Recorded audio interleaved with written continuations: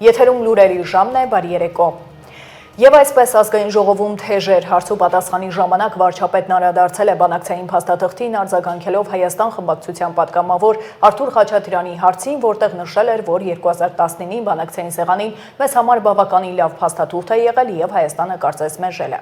Նիկոլ Փաշինյանը մեջբերել է Երուսաղեմում Իսրայելի թագավոր Դավթի որդի Սողոմոնի առակներից, նշել, որ շատ կարևոր է կարդալ ու հասկանալ, թե ինչ է գրված, որովհետև այնինչ դուք ասացիք ուղիղ հակառակն է գրած։ Երբևէ որևէ բանակցային փաթեթում գրված չի եղել, որ ձեր կողմից նշված հանրաքվեն պետք է տեղի ունենա Ղարաբաղում։ Ընդհակառակը գրված է, որ համաժողովրդական հանրաքվե, որն արտահայտում է Լեռնային Ղարաբաղի ամբողջ բնակչության կամ արտահայտությունը։ Պարոն Փաշինյան, դուք կառավարությունը երեք հրապարակեցիք Արցախյան բանակցային գործընթացի որոշ փաստաթղթեր, որոշ։ Ենթադրում եմ, որ Մինսկի գործընթացի կամ Մինսկի խմբի լուծարումով պայմանավորված այլևս բոլոր թղթերի վրայից բոլոր գրիֆերը հանվել են։ Ես ուզում եմ խոսեմ, հարցնեմ այն փաստաթղթի մասին, որը ձեզ է ներկայացվել 2019 թվականի հունիսին։ Նայում ես, բավականին լավ փաստաթուղթ է։ Ամրագրվում է այն մեխանիզմը, որով Լեռնային Ղարաբաղի ժողովուրդը կարող էր որոշել իր ապագա իրավական կարգավիճակը։ Նշվում է, որ կարգավիճակը որևէ սահմանափակման ենթակա չէ։ Նշվում է, որ համաժողովրդական կամ արտահայտությունը իրականացնելու են Լեռնային Ղարաբաղի բնակչությունը։ Այսինքն դուրս են գալիս այն բոլոր պնդումները, թե իսկ ով ասեց, որ Ղարաբաղում պետք է լիներ, ով ասեց, որ օրակարգում կարող է լինի անկախության հարցը։ Փաստաթուղթ է, ապա շրջափակվում էր Լեռնային Ղարաբաղը, ժամանակավոր վարչակազմ էր հաստատվում, Հայաստանը դիտվում էր որպես Լեռնային Ղարաբաղի անվտանգության երաշխավորներից մեկը, պրոտեկտորը բարձ ասած։ Ուզում եմ հասկանամ, դուք այս փաստաթղթին ինչ արձագանք եք տվել բանակցությունների ժամանակ, ձեր ներկայացուցիչները Միացյալ Նահանգներում, կամ եթե նա բանակցությունների գործընթացին հետևենք, այս տարբերակը շրջանառվում էր 19 թվականից եւ ենթադրում եմ սա այն թուղթն է, որը Վիեննայում քննարկել եք Ալիևի հետ Մինսկի խմբի համանախագահների հովանու ներքո։ Որն էր եղել ձեր արձագանքը, որովհետեւ սանից հետո հետևել է Հայաստանի հռետորաբանության էական սաստկացում, ինչը թույլ է տալիս դատել, որ արձագանքը եղել է բացասական, բայց ամեն դեպքում ես կխնդրեի, որ դուք պատասխանեիք։ Նախ ձեր հարցին ի պատասխան ստիպված եմ հղում անել Երուսաղեմում Իսրայելի թագավոր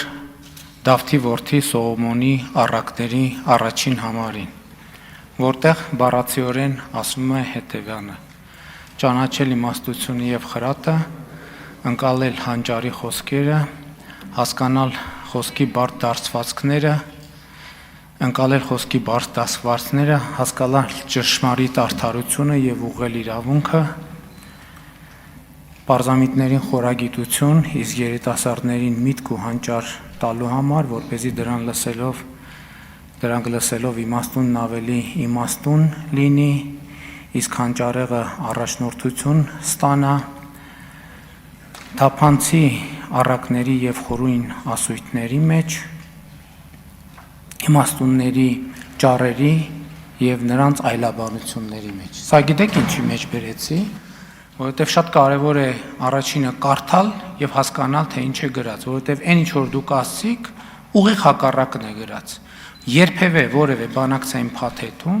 գրված չի եղել, որ ձեր կողմից նշված հանրաքվեն պետքա տեղի ունենա Լեռնային Ղարաբաղում։ Ընդհակառակը գրված է համաժողովրդական հանրաքվե, որը արտահայտում է Լեռնային Ղարաբաղի ամբողջ բնակչության ազատ կամ արտահայտությունը։ Եվ մեկնաբանությունը այդ թվում եղել է այն, եւ դուք կարող եք տեսնել նույն փաթեթում հրապարակված Սերժ Սարգսյանի նամակում դրա ակնարկը, որ ենթադրվող հանրաքվեն պետքա ըստ Ադրբեջանի մեկնաբանությամբ պետք է տեղի ունենա Ադրբեջանի ամբողջ տարածքում եւ նրան պետք է մասնակցեն Լեռնային Ղարաբաղ, ինչ նշանակում Լեռնային Ղարաբաղի ամբողջ բնակչություն, նշանակում է նաեւ Լեռնային Ղարաբաղի ադրբեջանական համայնքը եւ այլն եւ այսպես շարունակ։ Ես չասրի գրի առնել, թե դուք այն ինչ նկատի ունեք, բայց բացարձակապես ձեր մեկնաբանությունները տեղի չեն։ Էլ չեմ ասում սկզբունքային հարց է, թե հանրակրվեն երբ էր տեղի ունենալու, տեղի էր ունենալու, թե տեղի չէր ունենալու։ Այն ձևակերպումը, որ չի կարող ունենալ որևէ սահմանափակում, չի կարող ունենալ որևէ սահմանափակում, այդ նշանակում էր նաև, որ Լեռնային Ղարաբաղ եւ Լեռնային Ղարաբաղի որևէ կարգավիճակ կարող էր եւ նախատեսված չլիներ։ Իսկ թե Լեռնային Ղարաբաղի ինչ կարգավիճակ կարող էր նախատեսված լինել, դա ֆիքսված է նույն փաթեթում, արձանագրված ԵԱՀԿ 1996 թվականի դեկտեմբերի Լիսաբոնի գագաթաժողովում, որտեղ ասվում է, արձանագրվում է միջազգային հանրության դիրքորոշումը, որ Լեռնային Ղարաբաղը պետք է օգտվի ինքնորոշման իրավունքին եւ ստանա ինքնակառավարման կարգավիճակ Ադրբեջանի կազմում։ Իսկ քառօրյայում բյուջեի քննարկումներ այս գումարման ազգային ժողովի հետ աշխատանքն ընդհանուր առմամբ լավ է գնահատում վարչապետն ու գոհ է կառավարության աշխատանքից։ Գերազանց չէ, բայց լավ է։ Ֆինանսական գլխավոր փաստաթղթի քննարկման ամփոփիչ ելույթում ասել է Նիկոլ Փաշինյանը։ Վարչապետը հիշեցրել է 2021-ի խորհրդարանական ընտրությունների ժամանակ խոստացել էին, որ միջինում տարեկան կապահովեն 7% տնտեսական աճ։ Լի ու լի կատարել են խոստումները։ Պետական պարտքից աշխատատեղերի աճ, կենսաթոշակներ ու եկամտահարկ։ Այս թեմաներից բացի վարչապետը նկատել է, որ մեր երկրում կա աղքատության խնդիր, բայց կա աղքատություն միայն աղքատ չլինելու հմտությունների բացակայության պատճառով։ Բայց ամենակարևորը տնտեսական ցուցանիշները չեն, վարչապետի խոսքով, կարևորն այն է, որ Հայաստանը դուրս են բերել աշխարհաքաղաքական թակարդից։ Հայաստանում աղքատություն կա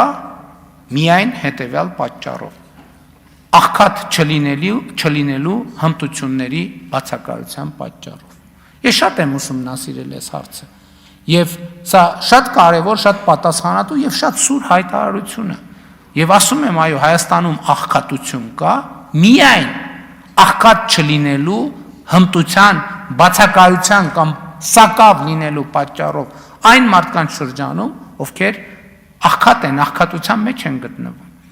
որովհետեւ մենք 2018 թվականից էլ որդեգրել ենք այդ ռազմավարությունը, որ աղքատությունը հաղթահարելու ձևը աշխատանքն է։ Բայց մենք պետք է առերեսվենք, որ կան աշխատանքներ, կան մարդիկ, ովքեր աշխատում են, բայց շարունակում են աղքատ մնալ։ Ինչու՞։ Նույն պատճառով,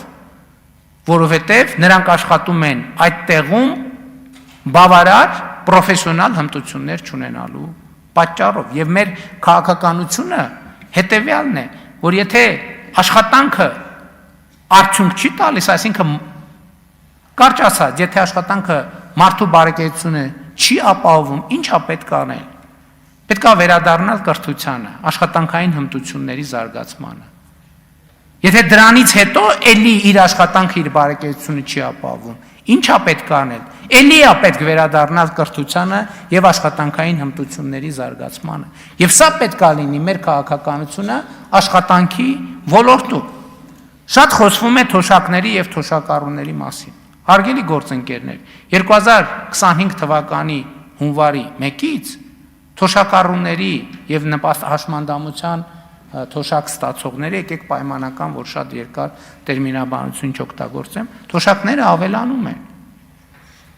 Պարզապես մենք, այո, նաև հասկանում եք, կառավարելը կա եւ կառավարումը ունի նրբություններ եւ մենք էլ սովորում ենք ավելի արդյունավետ կառավարել։ Մենք ինչ ենք ասում ենք, լավ, թոշակառուների թոշակ ամսական 11,000 դրամով 11,000 դրամով կամ 10,400 դրամով ավելացնենք,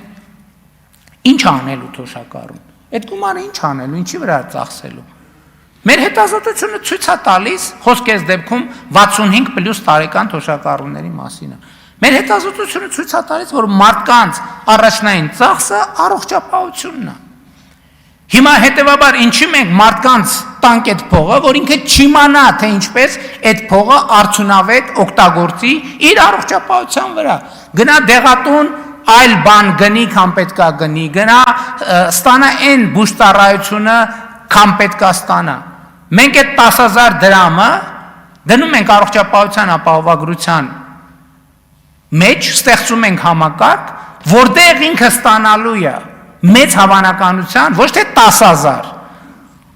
այլ գուցե 20, գուցե 30, գուցե 40, գուցե 50,000, գուցե 100,000, գուցե 500,000 դրամի ծառայություն։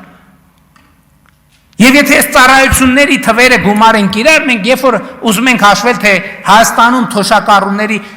բանը թոշակը այդ առումով ծախսը ինչքան է, մենք տարվա կտրվածքով այդ առողջապահական մատուցված փաստացի ծառայությունների գինը պետքա տարածենք այդ ամեն ինչի վրա, պետպատվերի վրա ավելացածը։ Որովհետև շատ է գնում, դուք ես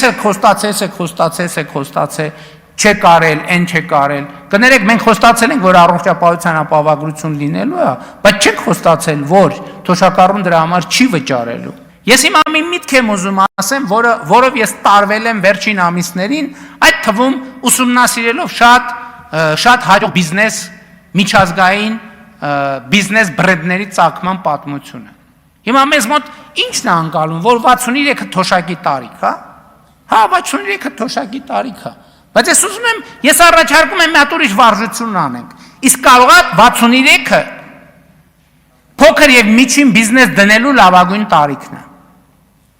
Որովհետև ով ունի կյանքի եւ աշխատանքի ավելի մեծ գիտելիք, քան 63 տարեկանը։ Եվ ես արդեն հանձնարարական եմ տվել, որ մենք թոշակառուներին 63 եւ բարձր տարիքի անձանց աջակցության, տնտեսական աջակցության ծրագրեր ունենանք։ Որովհետև հարգելի գործընկերներ, 21-րդ դարում 63-ը ինչ տարիք է, ով կարա ասի։ 65-ը ինչ տարիք է, 70-ը ինչ տարիք է, 75-ը ինչ տարիք է։ Այսինքն սա մարդու, մենք պետք է այդ բանը, այդ մտածողությունից էլ դուրս գանք, որ թոշակառու վերջ ավարտվեց, ոչ, 63 տարեկանում կյանքը չի ավարտում, 63 տարեկանում կյանքը սկսում է։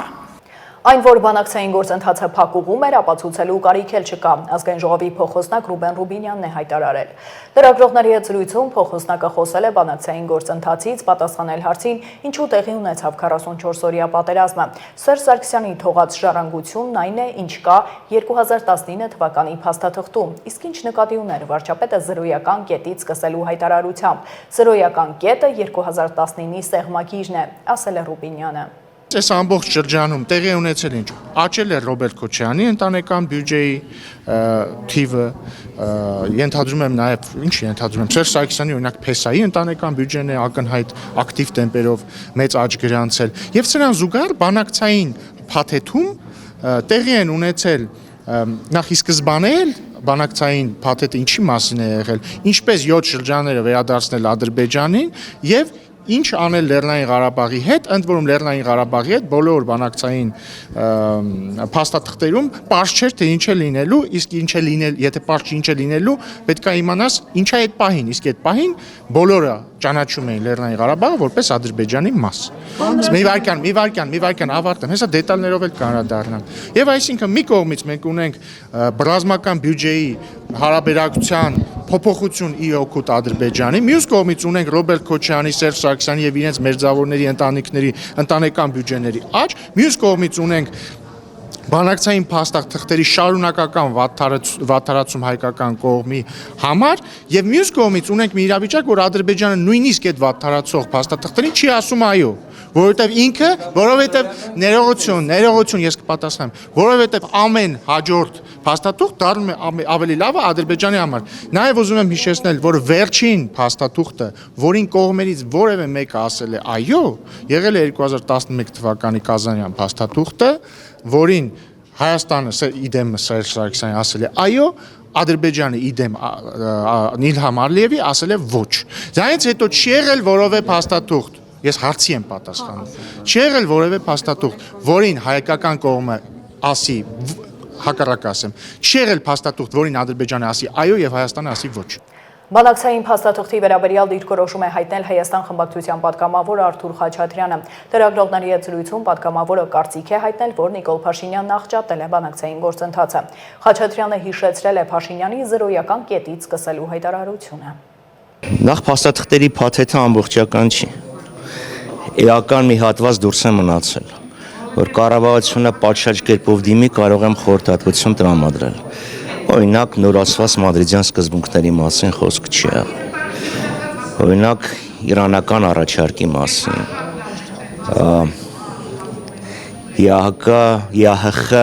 Մինսկի խորհրդաժողովի առաջարկների մասին չկար։ Փաստաթղթերի ցանկի մեջ հայտնվել էր մի թղթի կտոր, որը չես կարող կոչել փաստաթուղթ։ Այսինքն ինչ նշանակում սեփական թերթի հոդվածի վրա հղում կատարել եւ դա ներկայացնել որպես փաստաթուղթ։ Սա մի բան է նշանակում, որ իրենք կամ չունեն քիվեստի փաստաթուղթը, ինչը ողջամիտ չէ, որովհետեւ նույնիսկ ոչ դա հնարավոր չէ։ Նույնիսկ եթե օրիգինալը գնալուց առաջ նախկին նախարարներից ինչ որ մեկը պատրել եւ գցել էր, միևնույնն է Նիկոլ Փաշինյանը 2018 թվականի մայիս ամսից վարչապետ է եղել եւ ինքը կարող էր ամերիկյան կողմից, ֆրանսիական կողմից, ռուսական կողմից, ՀՀԿ Մինսկի խմբից, ՀՀԿ նախագահությունից ստանալ դրա պատճեն։ Այսինքն ինքը կամ ջանք չի գործադել ստանալու համար, կամ ստացել է, բայց եթե ստացել է ինչու չի հրապարակում, որովհետև ակնհայտ է, որ դա այն չէ, ինչը իրանք շեփորահարում էին։ Շարունակենք, Զորական գյուղում անչափահասների մասնակցությամբ ծեծի դեպքին է անդրադարձել Արդարադատության նախարարը։ Հիշեցնեմ, մասնակիցներից մեկն արդիկ քրեակատարողական հիմնարկի պետի տեղակալի որդին է։ Լրագրողների հետ զրույցում Սրփուհի Գալյանն արձանագրել է այն իրողությունը, որ համակարգի աշխատողի երեխան եւս կարող է տեղափոխվել քրեակատարողական հիմնարկ խափանման միջոցը կրելու։ Ինչ վերաբերում է հոր պաշտոնավարման դադարեցմանը, նախարարն ասել է, որ լիազորության դադարեցման հիմքեր չկան, հետեւաբար չեն դիտարկել լիազորությունների դադարեցման հարցը։ Նախ եկեք արձանագրենք, որ այն իրողությունը, որն ունենք այսօր, դրական է այն առումով, որ քրեակատարողական ծառայության աշխատակցի երեխան նույնիսկ կարող է տեղափոխվել քրեակատարողական հիմնարկ խափանման միջոց կրելու։ Այսինքն մենք ունենք այնպիսի իրավիճակ, որ նույնիսկ համակարգի աշխատողի ընտանիքի անդամները անձեռնմխելի չեն եւ չեն կարող լինել։ Այսինքն սա մեր իրողությունն է, ինչը ուրախալի փաստ է։ Ինչ վերաբերում է այնքան որքան որ դատարանն է նշանակել, եթե չեմ սխալվում, 20 օրվա մասին է խոսքը։ Եվ քանի որ հարցը հնչեց, հիշեցնեմ, որ նախարարությունը եւ քրեակատարողական ծառայությունը միայն խափանամիջոց կատարող մարմին է, այսինքն նշանակման հետ եւ ժամկետի հետ որևէ կապ չունի։ Հոր հետ կապված ես կասեմ հետեւյալը. նախ լիազորությունների դադարեցման կոնկրետ հիմքեր կան եւ քանի դեռ չեն ստացվել տվյալներ, որպիսիք նաեւ չկան եւ ստուգվել են, որ հայրը խոչընդոտել է քննության իրականացմանը, ինչ որ կերպ ազդել է նախաքննության վրա կամ փորձել է ինչ որ պայմաններ ստեղծել, որպեսզի որդին ավելի լավ պայմաններում խափանամիջոցը կրի, մենք չենք դիտարկել պաշտոնավարման դադարեցման հարցը։ Եթե եւ երբ ձեռք կբերվեն այնպիսի տվյալներ, որոնք անհամատեղելի կլինեն լիազորությունների շարունակականության հետ, մենք այդ հարցը կքննարկենք։ Մեր ձևով շարժումը սկսում է ստորագրահավաք էլեկտրաէներգիայի սակագին իջեցնելու համար։ Ասուլիսում իրավաբան Գոհար Մելոյանը հայտնել է, որ ստորագրահավաքը անցկացվելու է ամբողջ Հայաստանում։ Ինչպես նշել է Մելոյանը, խնայողությունները հաջողվել է իրականացնել 10 տարվա ընթացքում ստեղծված համակարգի նոր հաշվիչների ներդրման, էլեկտրաէներգիայի գողության կանխման շնորհիվ։ Ընկերությունը հաշվարկել է, որ հետագայում եւս հնարավոր կլինի խնայել։ Սակայն հանրային ծառայությունները կարգավորող հանձնաժողովը մերժել է սակագներն իջեցնելու որոշումը, պատճառաբանելով նրանով, որ խնայված միջոցները կարող են անհրաժեշտ լինել։ Շարժման ներկայացուցիչ Արթուր Միքայելյանի խոսքով էլ հնարավորություն կա սակագներն իջեցնել 3 դրամով, ինչը կարևոր է առաջին հերթին սոցիալապես անապահով խմբերի համար։ Բանախոսները պատասխանել են հարցին, թե ինչու են հիմա նման առաջարկ անում ու արդյոք կա քաղաքական ենթատեքստ։ Այս գործընթացը մեկնարկել է դեռևս անգամ Սամվել Կարապետյանի ապօրինի ազատազրկումը, իսկ դուք գիտեք, որ մեր ձևով շարժման մեկնարկը հենց տրվել է հակաիրավական ու քաղաքական այդ process-ի արդյունքում, որովհետև իրավական գործընթացը ըստ էության բացակայում էր, այսինքն փաստը արձանագրված է, որ մինչև Սամվել Կարապետյանի ապօրինի ազատազրկումը եղել է մեր երկրում հստակ գործընթացներ, հա,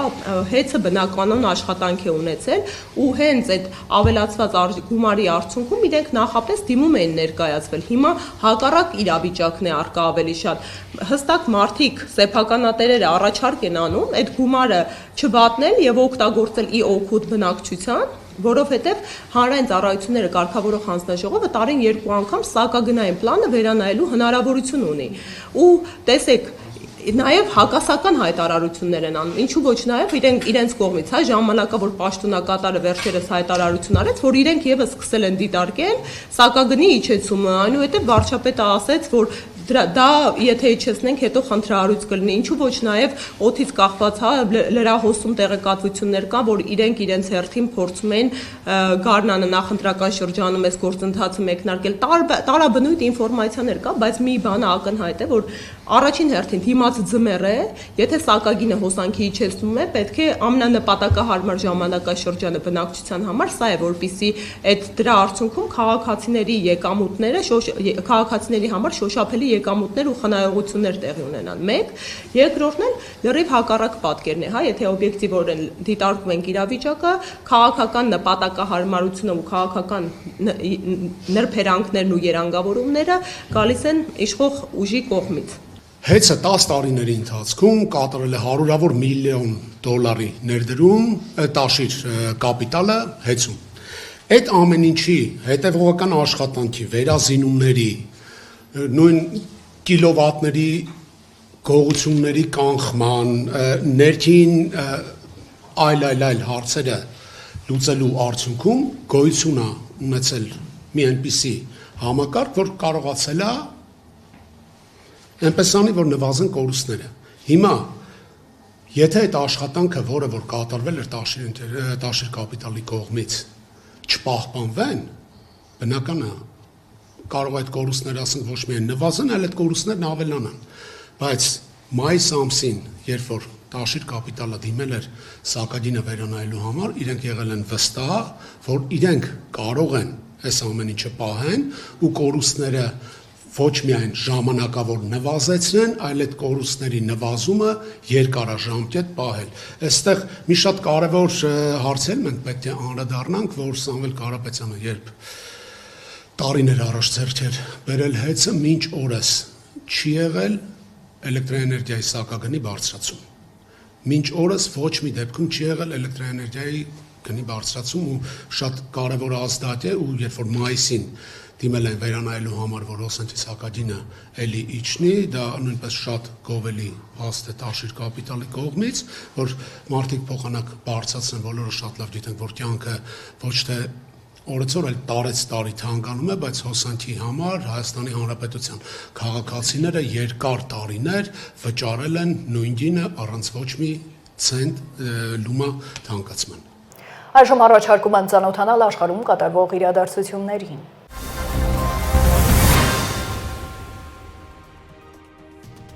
ԱՄՆ նախագահ Դոնալդ Թրամփը հայտարարել է, որ Բրազիլիայի նախագահ Լուիս Ինասիո Լուլա դա Սիլվայի հետ հեռախոսազրույցի ժամանակ քննարկել է առևտրին, մաքսատուրքերին եւ հանցավորության դեմ պայքարում համագործակցությանը վերաբերող հարցեր։ Այս մասին Թրամփը գրել է իր սոցիալական հարթակում։ Մենք շատ արդյունավետ հեռախոսազրույց ունեցանք Բրազիլիայի նախագահ Լուլայի հետ։ Ի թիվս այլ բաների մենք քննարկեցինք առևտուրը, կազմակերպված հանցավորության դեմ պայքարում մեր երկրների միջև համագործակցության հնարավորությունները, Բրազիլիայի տարբեր պաշտոնատար անձանց նկատմամբ սահմանված պատժամիջոցները, մաքսատուրքերը եւ տարբեր այլ հարցեր, նշել է Թրամփը։ Նա հավելել է, որ ինքը եւ Լուլա դա Սիլվան հարաբերություններ են հաստատել ՄԱԿ-ի շրջանակում տեղի ունեցած հանդիպման ժամանակ, որը հիմք է դրել երկարատև ժամանակով շատ լավ երկխոսության եւ համաձայնության համար։ Բրազիլիայի նախագահի մամուլի ծառայությունն իր հերթին հայտնել է, որ Լուլա դա Սիլվան Թրամփի հետ զրույցում ցանկություն է հայտնել շարունակել բանակցությունները ամերիկյան մաքսատուրքերի մնացած մասի վերացման շուրջ։ Հուլիսին Թրամփը Բրազիլիայի նկատմամբ մաքսատուրքերը 10%-ից բարձրացրել է մինչև 50%։ Նա պարզաբանել է, որ դա արել է Բրազիլիայի նախկին նախագահ Ժաիր Բոլսոնարոյի նկատմամբ դատավարության պատճառով, այդ դատաքննությունն անվանելով քաղաքական հետապնդում։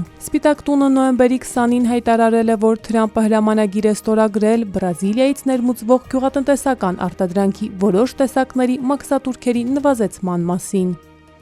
ՆԱՏՕ-ի գլխավոր քարտուղար Մարկ Ռյուտեն հայտարարել է, որ չնայած ԱՄՆ-ի խաղաղության ջանքերին, դաշինքը կշարունակի զենք գնել Ուկրաինայի համար։ Մենք բոլորս ցանկանում ենք, որ դադարեցվի արյունահեղությունը, եւ ես անկասկած ողջունում եմ նախագահ Թրամփի շարունակական ջանքերը այս պատերազմը դադարեցնելու ուղղությամբ։ Մինչդեռ մենք պետք է արագացնենք մեր ներդրումը եվրոպացի դաշնակիցների կողմից ամերիկյան զենքի գնումների նախաձեռնությունում եւ անհապաղ անհրաժեշտ սարքավորումներ հասցնենք Ուկրաինային, ասել է նա Բրյուսելում ՆԱՏՕ-ի արտաքին գործերի նախարարների նիստի բացման ժամանակ։ Ռյուտեն նաև հայտնել է, որ ՆԱՏՕ-ի երկրները օգոստոսից ի վեր ԱՄՆ-ից Ուկրաինայի համար 4 միլիարդ եվրոյի զենք են գնել։ Մինչև 2025 թվականի վերջը այս թիվը կհասնի 5 միլիարդ եվրոյի։ 2026 թվականին դա ամսական պետք է կազմի մոտավորապես 1 միլիարդ եվրո։ Եվրոպական հանձնաժողովը 2026 թվականի սկզբին կառաջարկի լիովին եւ ընդմիշտ արգելել Ռուսաստանի Դաշնությունից նավթի ներմուծումը Եվրամիություն։ Այս մասին հայտնել է Եվրոպական հանձնաժողովի ղեկավար Ուրսուլա ֆոն դեր Լայենը։ Մենք Եվրամիությունում ռուսական նավթի լիակատար արգելքի վերաբերյալ իրավաբանական առաջարկությունը կներկայացնենք հաջորդ տարվա սկզբին, նշել է Եվրոպական հանձնաժողովի ղեկավարը։ Դեկտեմբերի 3-ին Եվրոպական միության խորհուրդը եւ Եվրախորհրդարանի ներկայացուցիչները համաձայնության են եկել ռուսական գազի ներմուծումից մինչև 2027 թվականը փուլային կերպով հրաժարվելու կանոնների շուրջ։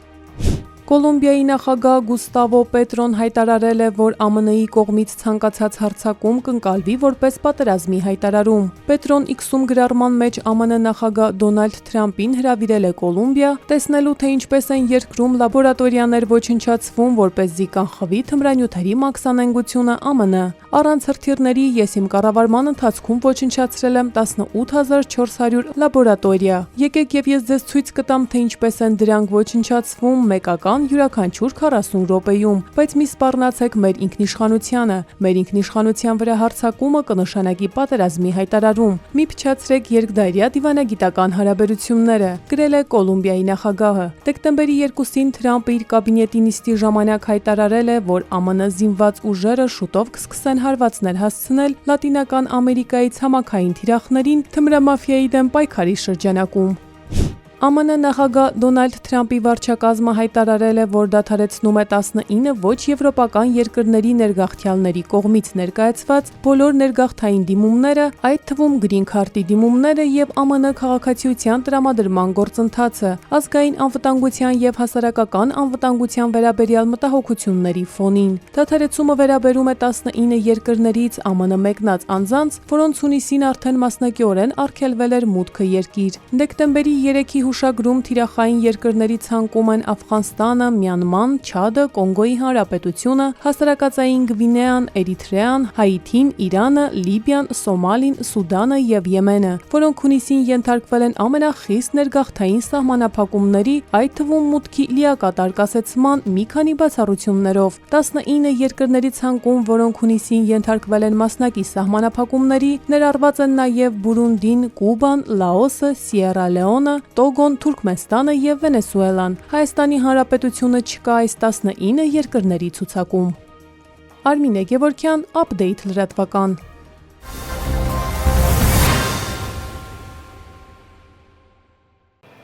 Ուժեղացուցիչներով եւ խլացուցիչներով երթևեկող 270 մեքենայի սարքերն արգրավել են։ Ոստիկանության տեսանյութը։ Ներքին գործերի նախարարությունը ձեռնամուխ է եղել ստանդարտին չհամապատասխանող աուդիո համակարգով եւ կառուցվածքով չնախատեսված խլացուցիչներով տրանսպորտային միջոցների հայտնաբերման ակտիվ աշխատանքներին։ Միայն նոյեմբերին Պարեկային ծառայությունը հանրապետությունում ստուգել է 1706 ավտոմեքենա։ Հայտնաբերվել է ստանդարտներին չհամապատասխանող 270 տրանսպորտային միջոց։ Բոլոր դեպքերով տրանսպորտային միջոցների տվյալ սարքավորումներն արգրավվել են։ Հատկապես վերջին շրջանում հանրային դժգոհությունների առիթ դարձած միտում շրջանում այսպիսով կանխարգելվել է։ Ստացվող ազդակների ծավալները էականորեն նվազել են։ Այս ուղղությամբ աշխատանքները շարունակվում են, բացասական պրակտիկան առհասարակ վերացնելու նպատակով բոլոր իրավախախտները հայտնաբերվելու եւ ենթարկվելու են վարչական պատասխանատվության։ Չնայած պատասխանատվության ենթարկված վարորդների կողմից երբեմն հնչող դժգոհություններին, հանրային անվտանգությունը բոլորիս առաջնահերթությունն է։ Ուստի հորդորում ենք ինքնակամ հեռացնել ստանդարտին չհամապատասխանող սարքավորումները, այլապես ոստիկանությունը շարունակելու է կիրառել օրենքով սահմանված խիստ վարչարարություն։ Հիշեցնենք, որ վարչական իրավախախտումների վերաբերյալ օրենսգրքի 123-րդ հոդվածով արգելվում է լուսային կամ ձայնային ազդանշաններ արձակելու սարքավորումներ, խլացուցիչներ, նվագարկիչների լրացուցիչ ուժեղացուցիչներ, բարձրախոսներ տեղադրելը, օգտագործելը կամ դրանք տեղադրված վիճակում վարելը կամ օգտագործելը։ Արմֆլիքսում անակնկալները շարունակվում են։ Այսօրվանից հասանելի է սիրված կայսրության թևերը ֆիլմի շարունակությունը։ Մանրամասները տեսանյութում։ Կայսրության թևեր կրիմինալ դրամայի երկրորդ եթերաշրջանն այսօրվանից Armflix արտակում է։ Չափազանց հետաքրքիր ու լարված սյուժե, պրոֆեսիոնալ նկարահանում ու դե իհարկե լավագույն դերասանների մասնակցությամբ։ Իդեպ ֆիլմը նկարահանվել է 3 մայրցամաքում։ Ռեժիսորն ու պրոդյուսերը Գոր Վարդանյանն է, տնօրենը Սարգիս Հարությունյանը, սցենարը Գոր Վարդանյանի, Արտյոմ Բաբայանի, Նորայր Մարտիրոսյանի, օպերատորները Վրեժ Սահակյանը, Արմեն Պետրոսյանը, Վարշամ Սաֆրազյանն են, մոնտաժողը Արամ Հարությունյանը, հնչյունային ռեժիսորը Սամվել Աբգարյանն ու Էդգար Այունցը։ Երկրորդ մասի հետ զուգահեռ, երբ որ աշխատանքները տանում էինք նկարահանման, դիմեցի Արսենին Վարսամյան, երաժշտության հետ կապված եւ թեման կար արդեն եւ այդ թեման Արսենը կարողացավ շատ գեղեցիկ ձևի գործիքավորի եւ իր պրոֆեսիոնալ ունակություններն էլ միացնի երաժշտական ձևավորման, այնպես որ արդեն երևի 3-րդ ամիսն է, Արսեն, աշխատում ենք երաժշտության վրա, ասեմ, որ շատ բավական հետաքրքիր երաժշտություն է եւ այն դրամատիկ պահերը, որ պետքա լինի ֆիլմում, իսկ շարունակության մեջ դա շատ է, իսկ հիմա ավելի հետաքրքիր երաժշտական ձևավորման պետք նայելու։ Ամսի 3-ից դեկտեմբերի լինելու է Armflix-ով, մեր հանդիսատեսները կարող են արդեն հետևել ֆիլմի զարգացմանը։ Դերերում Գոր Վարդանյան, Գիա Գագուաս, Օսկարապետյան, Մուհամեդ Արիփ, Սուր Խաթիլով, Արմեն Մանուկյան, Կարեն Հակոբյան, Խաչիկ Նարգիզյան, Ելենա Վարդանյան, Բազ Օսիպով, Լևոն Ղազարյան, Նորայր Մարտիրոսյան, Ալյոնա Ալեսնիկովիչ, Նիկոլայ Եղիազարյան, Արամո Գևորգյան, Գագիկ Սարգսյան, Արմինե Գասպարյան ու շատ այլ հայտնի ու սիրված դեմքեր։ Ֆիլմի գլխավոր հերոսը Դավիթը պատերազմում զոհված հոր մահից հետո Շահումյանի շրջանից մոր հետ տեղափոխվում է Երևան։ Մեծ դժվարությունների միջով անցած երիտասարդը հավատարիմ ընկերներ է ձեռք բերում։ Կյանքի բերումով Դավիթը վայելում է քրեական աշխարհի հեղինակությունն ու ստանում չորնի մականունը։ Դավիթի ընկերներից շատերն այլազգի են, մեկը ռուս է, մյուսը թաթար, բայց բոլորն այլ պատրաստական մեկը մյուսին օգնելու, միահամուռ արմատախիլ անելու հանցագործությունները։ Դավիթին դեռ շատ փորձություններ են սպասվում։ Նա պայքարում է թմրանյութերի տարածման դեմ։ Նրան նույնիսկ դեմ են դուրս գալիս մտերիմները, որոնց հերոսը վստահել է ու երբեք չի կասկածել նրանց հավատարմությանը։ Բայց Դավիթն ամեն գնով պատրաստ է պայքարել հանցագործների դեմ, կյանքում հաստատելու արդարություն։ Դեկտեմբերի 3-ից յուրաքանչյուր չորեքշաբթի կարող եք դիտել Գոր Վարդանյանի Կայսրության թևերը կրիմինալ դրամայի շարունակությունն Armflix-ում, իսկ եթե դեռ չեք բաժանորդագրվել, շտապեք։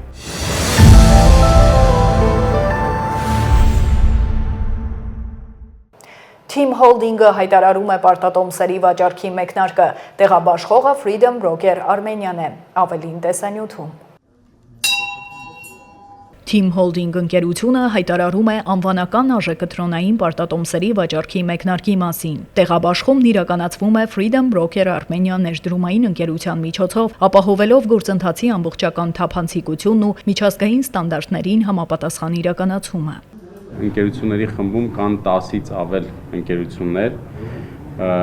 որոնք կարիք ունեն ավելի արագ զարգացման տեմպեր ունենալու։ Այդ իսկ պատճառով մենք որոշում կայացրեցինք պարտատոմսերի թողարկում իրականացնել։ Որոշեցինք, որ կսկսենք մեր աշխատանքը այս ոլորտում, հենց underwriting-ում խոշոր մեծ կազմակերպությունից Team Holding-ից, որովհետև մենք տենում ենք Team Holding-ի մեջ գլոբալ Հայաստանում պարտներ, Team Holding-ը մեծ կազմակերպություն է, որը բավական մեծ իմպակտ ունի հայկական տնտեսության մեջ, ու որոշեցինք, որ այս կազմակերպությունը ու տեղաբաշխումը բավական մեծ աճ կտա Հայաստան կապիտալ շուկայի զարգացման։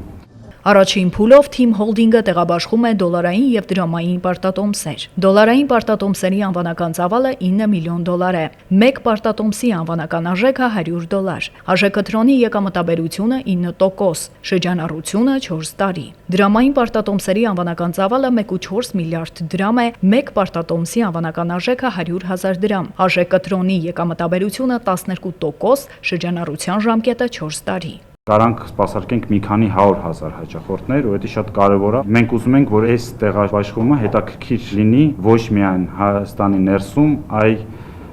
միջազգային ինվեստորների համար։ Մենք տարբերվում ենք նրանով, որ մեր ընկերությունների խմբում նաև կան ընկերություններ, որոնք Հայաստանից դուրս են գործունեություն ծավալում, եւ սա շատ կարևորում եմ, եւ այս ներդրողները նաև իրենց անուղղակի ներդրումը իրականացնում են այլ տնտեսություններում, որը բերում է նաև դիվերսիֆիկացիա։ Եվ հենց այս դիվերսիֆիկացիայի պատճառով է, որ մենք